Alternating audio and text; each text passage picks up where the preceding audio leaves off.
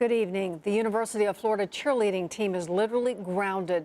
They're still allowed to represent the Gators at sporting events, but in a much more limited way. TV 20's Chris Gilmore joins us now. And Chris, one unrelated accident has the potential to bring a Gator tradition crashing down.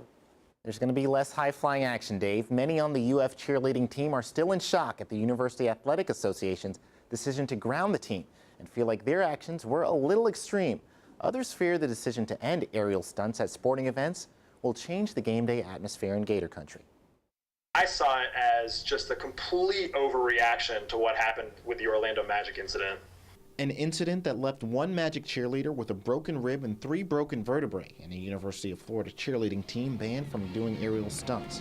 Many cheerleading administrators say after watching the footage that the Magic accident is one that didn't have to happen. First, for me, I didn't see a spotter, which there was no one behind her for us, there should always be someone behind you in case something like this does happen. The Santa Fe Saints cheerleading team isn't alone in their adherence to a strict set of safety guidelines, all outlined by the American Association of Coaches and Administrators. The University of Florida team also follows the rules that would have prohibited accidents like the one in Orlando.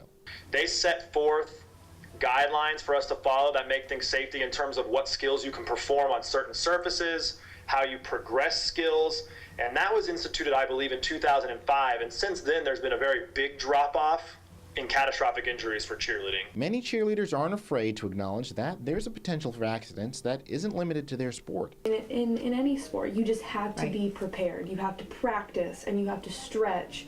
And if you practice and you prepare, then the chance of these kind of accidents happening is really honestly slim to none. Other teams on multiple levels agree that without the high-flying action in tumbling, their sport isn't the same. I don't really consider it a sport because there's no athletics involved. Taking out the true physicality of what the sport of cheerleading is, then no. Then you're standing there with your pom-poms and your megaphone. For the time being, the grounding stands, but in a statement released by the UAA this afternoon, it was made clear that the decision was a proactive one, made to avoid waiting for tragedy to occur. Chris Gilmore, TV 20 News.